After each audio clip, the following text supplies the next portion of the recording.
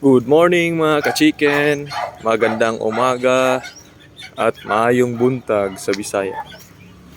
Ngayon po is itutur ko kayo sa aking maliit na chicken farm or munting chicken yard. Ito na po sila at mukhang gutom na sila. Lagi na silang gutom. Siya nga pala guys, ikukwento ko sa inyo kung paano tayo nagsimula ng ating manukan. Mostly po sa kanila nung nag-umpisa kami is bigay po or at saka binili po namin yung iba. Ito po sila. At ito yung tandang natin, napakalaki po niya. 4 kilos mahigit po yan. Puluano po yan. Nung nag-umpisa tayo guys, wala pa po tong net na to. Pati itong kulungan, wala po sila.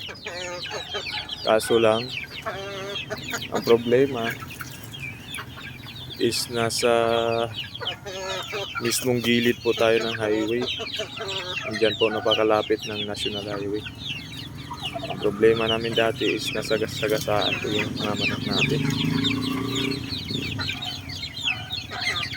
Kaya naisipan namin na mag-free range na lang.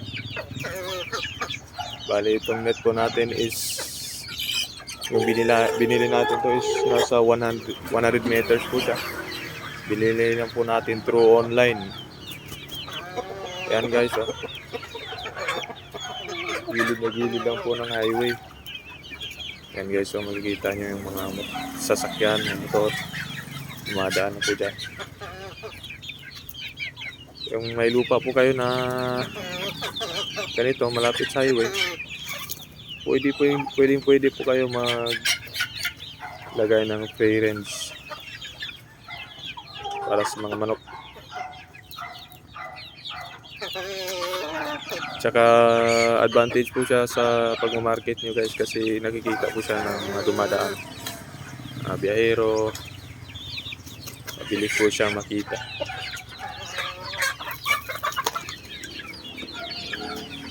Yan po siya guys.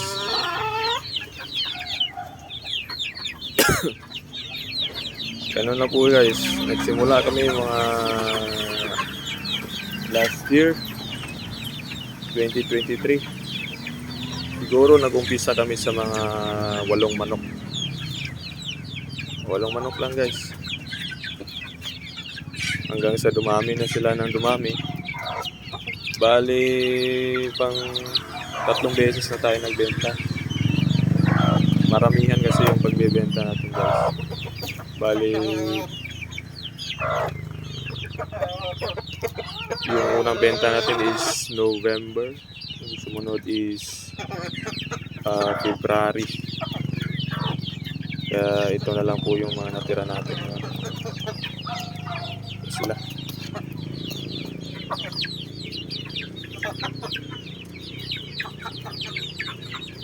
Yan po. Ito po yung libangan natin o pampatanggal stress lang kumbaga pag wala tayo sa trabaho. Yan po guys. Sila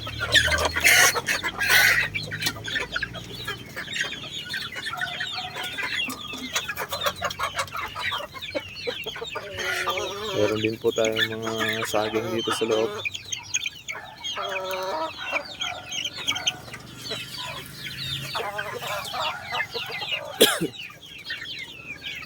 Ayan yung mga saging natin. Ayan.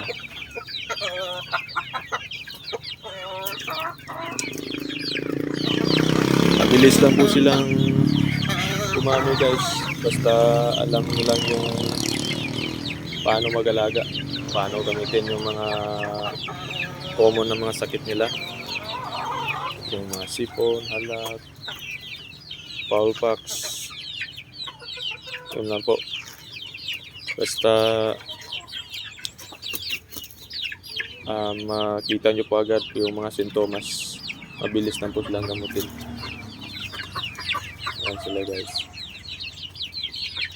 Ayan na po. Hindi na sila gaano karami kasi nga nagbenta tayo. Kamakailan lang. Marami din po yung nabenta natin. Mostly yung mga malalaki yung binili. Pero nagbibenta din tayo ng mga month-old, weeks old, days old, basta po may gustong bumili. Yan po. Sinaseparate ko muna yung by batch kasi para makakain sila na maayos. Pag lalo na ganito na nasa 1 month, 2 months old pa lang, siniseparate natin yan para makakain sila na maayos. Kaya nilagyan natin ng mga paitlugan dyan. Ayan po yung mga paitlugan. Yan, may nag-itlog na po dyan. Yung itim natin na huluano. Ito po siya. Matangkad na manok po yan. Saka yun sa kabila naman, may naglilimlim na doon yung sa pinakauna.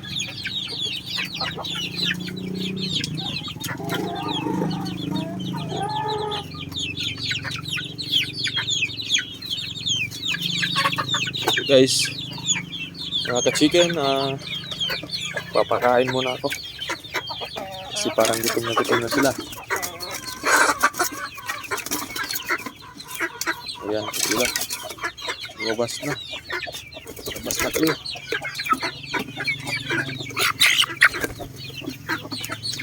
Oops, ang kukulit. Ang kukulit. Kukulit. Ito po yung naglilimlim natin. Ito po siya.